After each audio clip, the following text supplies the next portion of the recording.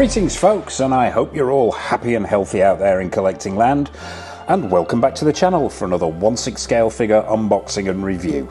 And today it's the turn of Sideshow Collectibles' 1/6 scale take on Clint Eastwood as Harry Callahan from the seminal 1971 Don Siegel directed movie Dirty Harry.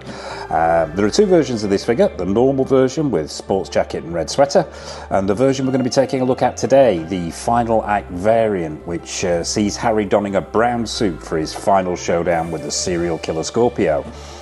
This is part of Sideshow's Clint Eastwood Legacy collection, which includes 1/6 scale action figures and quarter scale statues of some of Clint Eastwood's most iconic characters.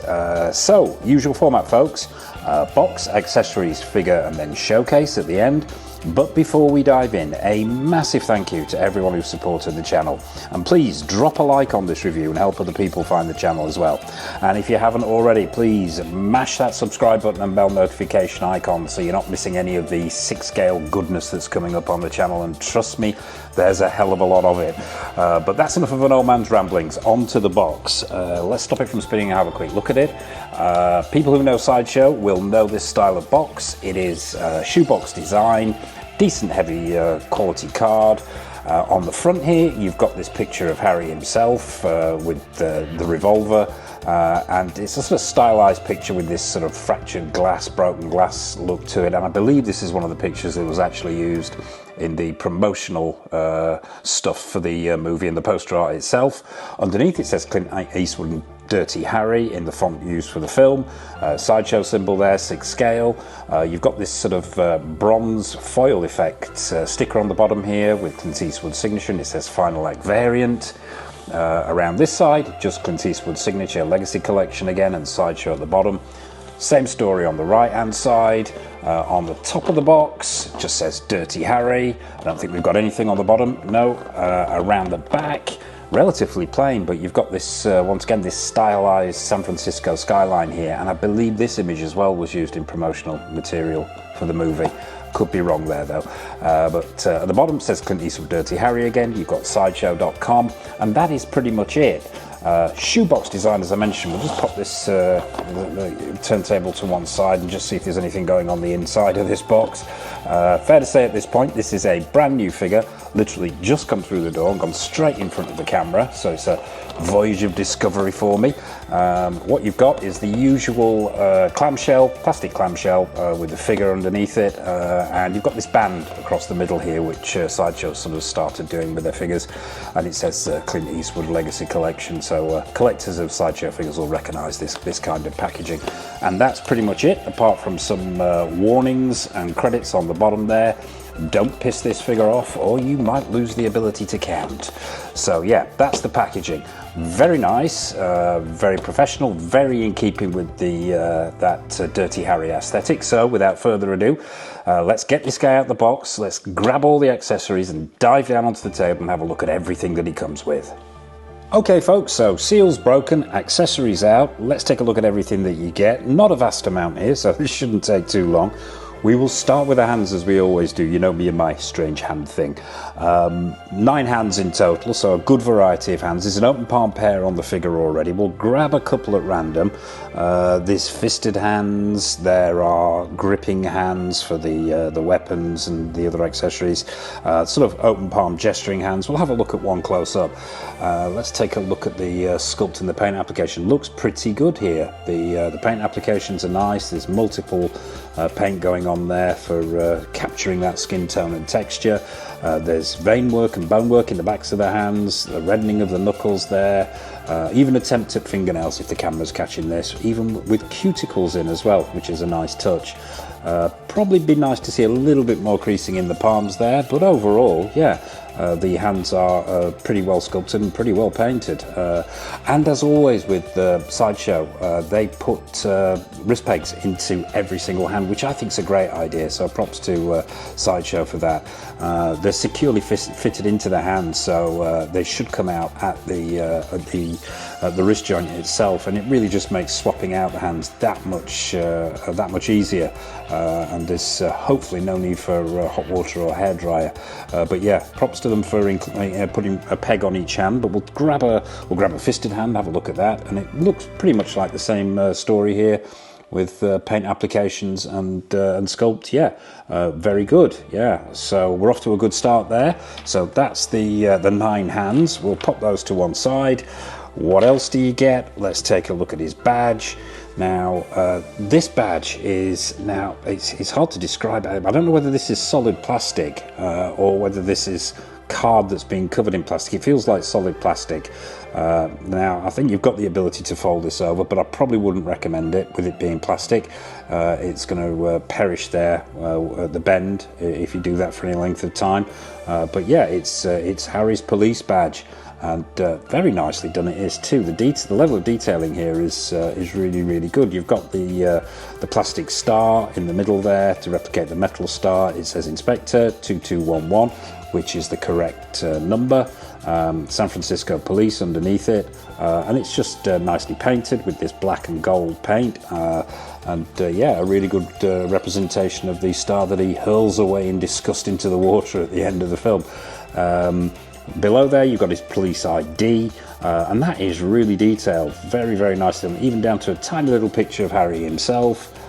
Can't really read the rest of it, although you can make out his name there, and there is a signature at the bottom. So yeah, nicely made, and a good attention to detail there from Sideshow. So yeah, that's his police badge. Sunglasses, you get 2 pairs of sunglasses with this figure, and straight away I can say these are screen accurate, although I have just noticed, and I don't think that's a mark out of the box. I don't know if the camera's catching this.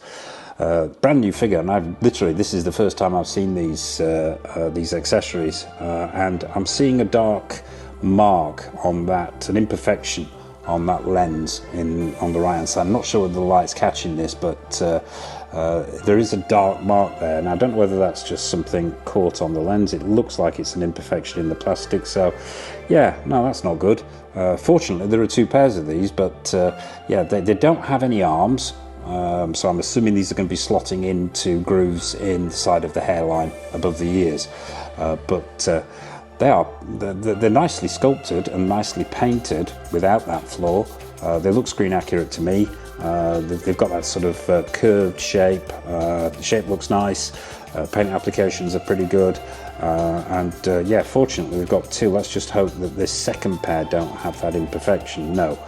It doesn't look, now it looks like there might be some on there as well, some minor ones.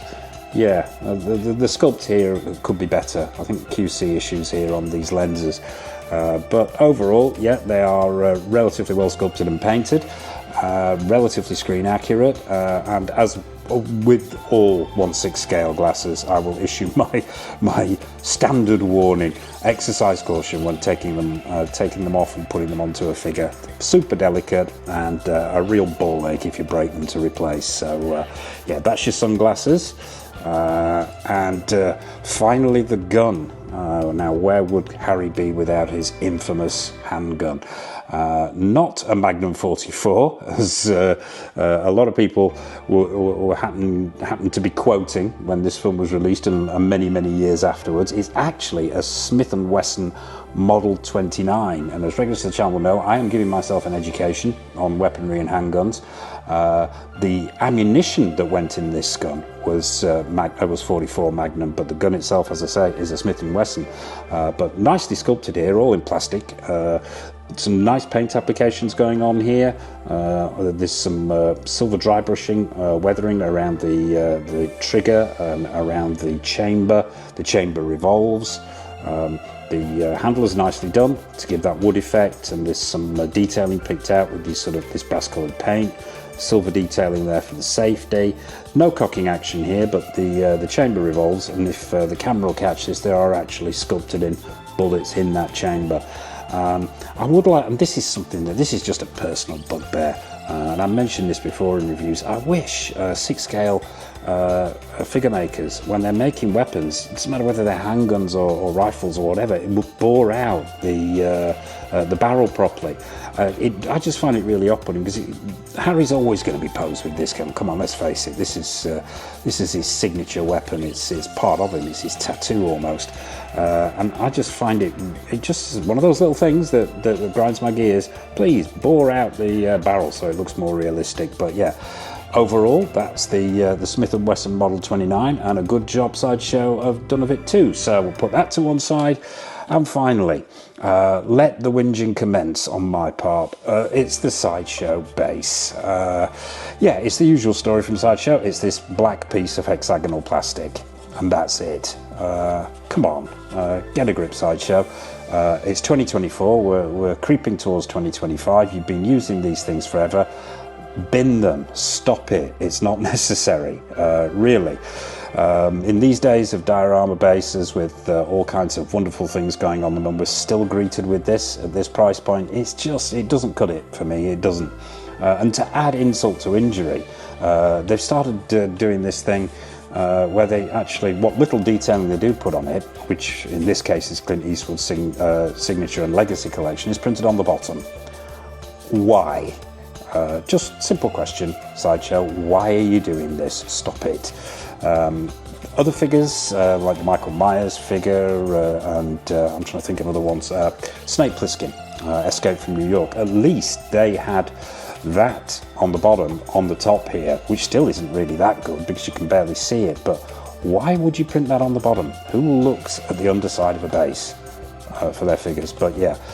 So whinge over, come on Sideshow, join the rest of us and start doing something different with these bases. But yeah, no feet on here, so it may slide around if you're putting this figure into a glass cabinet or onto something shiny, so watch out for that. And it comes with a standard issue crotch grabber, which simply slots in the back there. And that's it. That is the base, that is the bane of my life, the stand that I can't stand.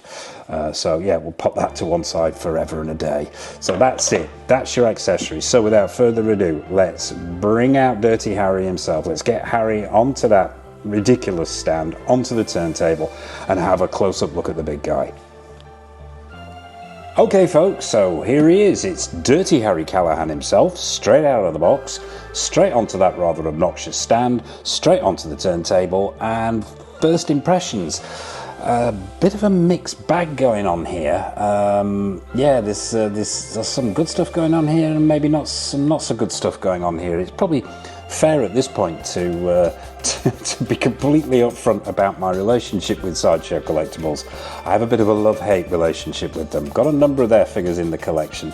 I think when Sideshow get it right, they can knock it out of the park, but when they get it wrong, they can make a complete balls up of it. And that can be down to a number of things, from janky bodies to inaccurate head sculpts to poor tailoring and things like that. I think we've got a mixture of things going on here, but we'll take a look at the details. On the plus side, the proportions look right, that suit looks well tailored, the detailing looks good. We'll come to that head sculpt, but yeah, let's dive in and take a look at the details a little bit closer. We'll stop it from spinning. We'll start at the bottom as we always do and work our way up. We'll start with the feet. So let's get this. Let's get the big guy into shot here. These shoes are sort of somewhere between a brogue and an Oxford and a loafer of some description, but they're nicely sculpted. This sort of brown paint applications on here, the colour's right. You've got sculpted in laces there and sculpted in seam lines and so on. No sole on the bottom of these, no tread on the bottom of these rather, but overall pretty well done and pretty screen accurate. Let's take a look underneath. Great to see we've got some black socks here. Looks like we've got that style of body where there's a sort of segment where the ankle is, so although that keeps the, and I hope the light's catching this, although that helps to keep the shape of the ankle, which is great for having socks on, so you don't get that sort of ugly dip. It can limit articulation a bit. Let's check the articulation while we're here. Yeah, not a vast amount of forward and backward movement going on here. Let's check the lateral. Yeah, side to side's pretty good, and it feels like there's a twist there at the top of the leg. probably to compensate from that for that. But yeah, overall it's okay. The articulation in those shoes, and they're pretty well sculpted and painted. Let's take a look at this suit. Let's move up now. Colour of the suit looks pretty accurate to me. This sort of deep brown colour, and the stitch work looks pretty good. Those hemlines are nice, as are those turn-ups. The material itself feels like a, how can I describe this? It's sort of a, I don't know whether it's a cotton or a man-made fabric. It feels like a cotton, but it doesn't feel like the best quality I've ever come across in a 1/6 scale suit. Middle of the road maybe, but overall it falls quite well. Perhaps not the best fall I've ever seen, but yeah, it still looks pretty effective. And the fall down these long legs, and obviously Clint Eastwood was a tall guy, had long legs, and the proportions work, and the fall works pretty well. So let's move up into this crotch area. Yeah, we've got the same level of stitch work. Stitch work is pretty good, and that brings us up to this waistcoat. And can't really talk about this waistcoat without talking about the harness and holster he's wearing underneath here. I'm going to raise the arms up. When I first got this out of the box, I glanced at it and I thought, hang on a second, something wrong here. The shape around his midriff, it just looked all wrong, and the waistcoat looked like it was pulling up. And it wasn't until I opened it up and I realised. Now, the harness he's got on over the top of this waistcoat, now I am not sure whether this is leather or pleather. Maybe somebody in the comment section can let me know. It looks like it might be leather, but please, yeah, drop a comment in the comment section below. I'd be fascinated to find out. Could very well be leather there, and it feels like these buckles might be metal. Not 100% certain, but they could be. But yeah, the screen accuracy is right for this harness, and it actually slots over the belt at either side here. So you've got the holster section here with a loop on it going underneath the belt, and then it goes around the shoulder area, and the same on this side as well. Now that's great because I believe that's screen accurate, but what it can do is it can throw out the lines of the suit at the front, as I noticed straight away. This side particularly, that's got the holster in it, has a tendency to come out, and as you can see, it throws off the line of the collar here completely. And I think the fact that it's thrown that out while it's been sat in the box, what's happened here is we've got a crease in the collar at the top here, and I think that is probably down to where the holster goes over the shoulder as well. So yeah, the holster is inevitably going to throw off the lines of the jacket, but what it's doing as well is pulling up this waistcoat. Yeah, it looks like you can futz it down a little bit here to get it a little bit more, a little bit flatter. But yeah, it looks like it's riding up underneath the suit. Same material used in the waistcoat here, that same deep brown. You've got snaps running down the front of the waistcoat with the 6 scale buttons on the front. Stitch work is nice, the colour's right, yeah. Overall, the waistcoat and the harness are very, very nicely done. As I say though, this material perhaps not the most premium in feel, at least. The jacket itself, same material as waistcoat and the pants. Same level of stitch work there. You've got buttons in the cuff area, which is nice to see. Functioning pockets, I believe. Now, hang on a second, I could be wrong. No, they're functioning pockets. And actually underneath it, and I've just noticed this, the underside of those pockets is lined, which is nice to see, with the same style of this sort of super shiny man-made fibre, with this sort of what looks like a paisley pattern almost in it, which is really nicely done. Yeah, so the suit jacket itself falls quite well, the proportions are right, the fit in the shoulder area is good. Let's just go over articulation before we get to the rest of the details. So yeah, a bit limited on those feet there. The knees, now let's double check. I think there's a double joint there. Let's have a look. No, it'll go up to about 45 there.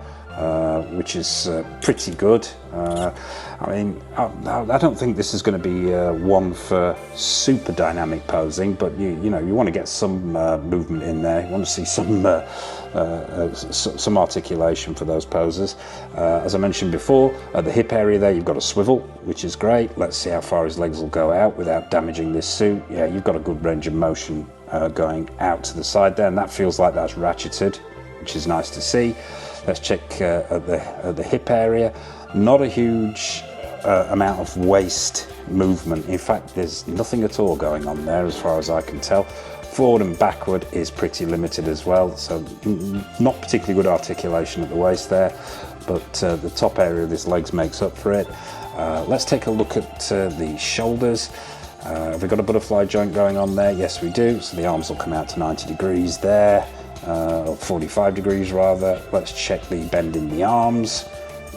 Once again, we've got that. That looks like at a push it will go all the way up to the shoulder, but I don't want to.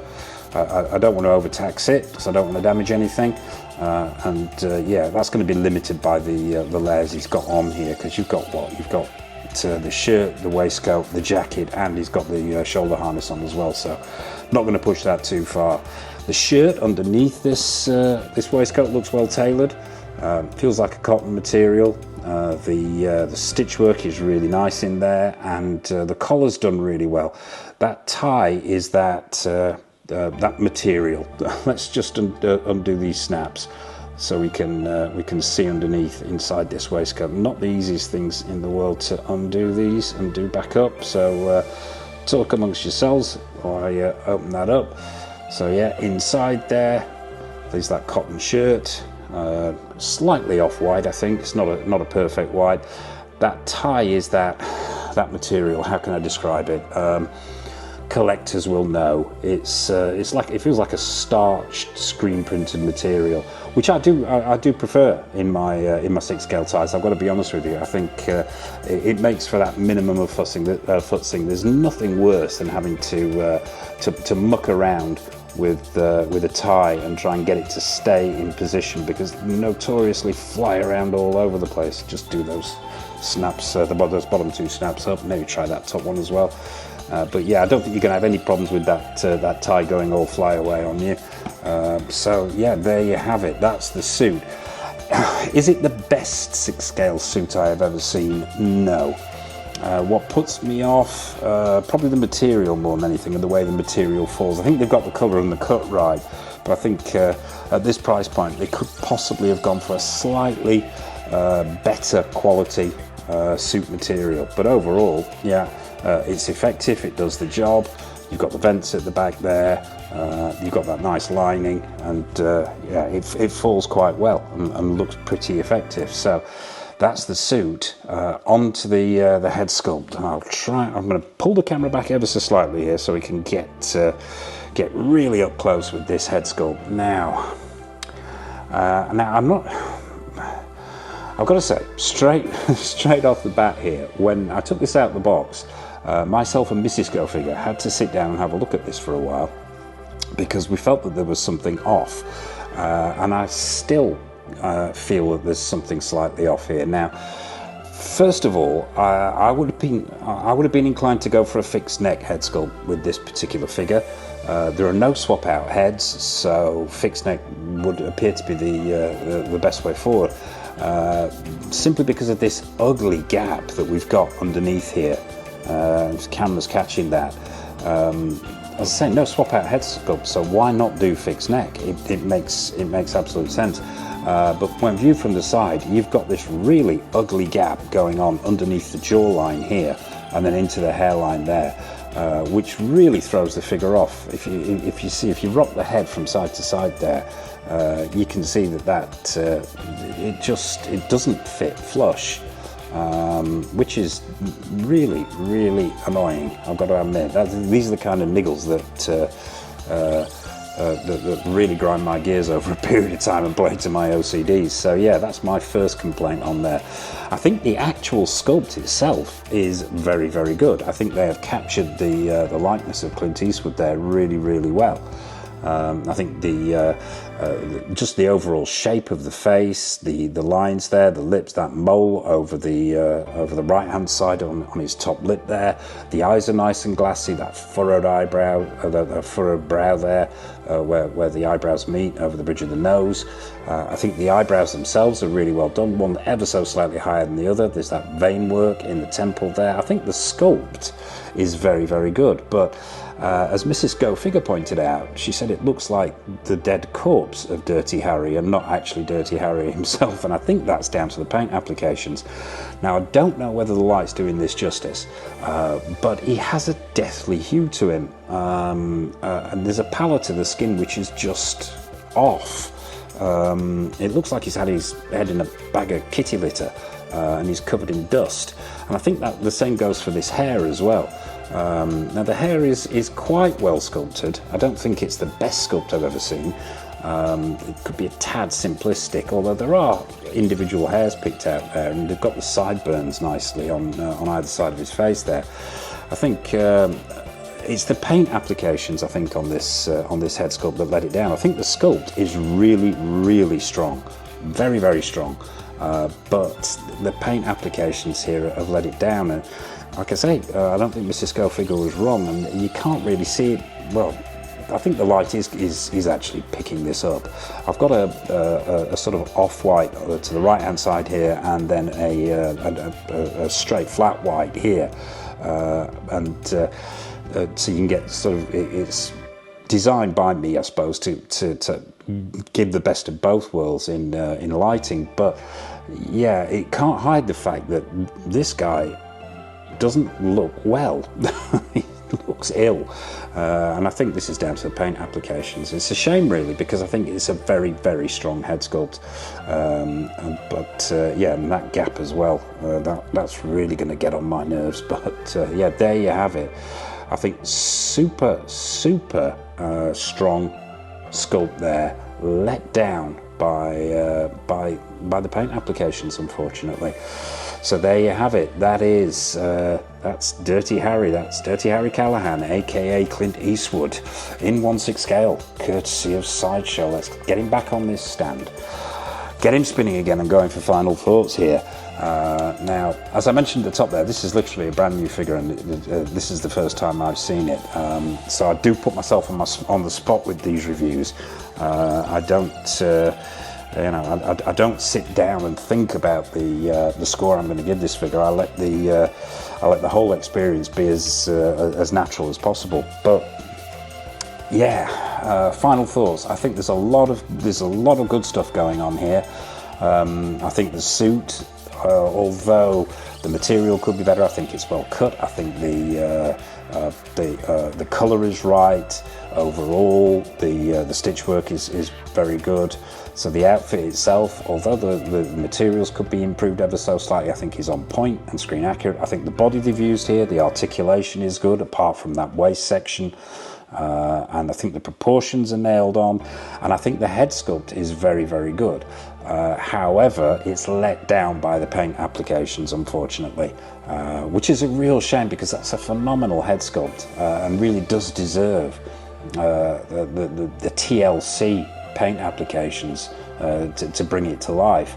And also, my other complaint there is why did they not go for a fixed neck head sculpt? Why have we got this ugly gap going on around the hair and the jaw? Accessories, although Spartan, are very good. Overall, yeah, I'm glad to have it in the collection, but I would say it's flawed. Let's be honest here, it is flawed, and that's going to be reflected in the score. I think with taking everything into consideration, I think that ugly gap, the paint applications, the material in the suit, the seriously iffy base, which shouldn't impact the score, but it's going to, because it's just this ridiculous behaviour has gone on way too long for Sideshow with this base not to impact the score. I'm going to give this a 7.5, maybe an 8. I am torn somewhere between 7.5 and 8 on this. I'm not going to land, I'm going to leave it there, but let's call it a 7.75. Yeah, a 7.8 to be completely pedantic. But yeah, I think what we've got here is a very, very solid figure, let down by a few minor issues, which really Sideshow at this price point we shouldn't be seeing. Yeah, and probably my biggest complaint is, why isn't that head sculpt one fixed neck, and why are those paint applications the way they are? But there you have it. That's my whinge over. I hope this review's been useful for you. Have I got this completely wrong? Am I completely missing the point? Let me know in the comment section below. Have you got this figure? Is it something you're thinking of picking up? What are your thoughts on Clint Eastwood? What are your thoughts on Dirty Harry? What are your thoughts on Sideshow's Legacy Collection? What are your thoughts on anything? Nothing is off menu, so please drop a comment in the comment section below. What's coming up on the channel?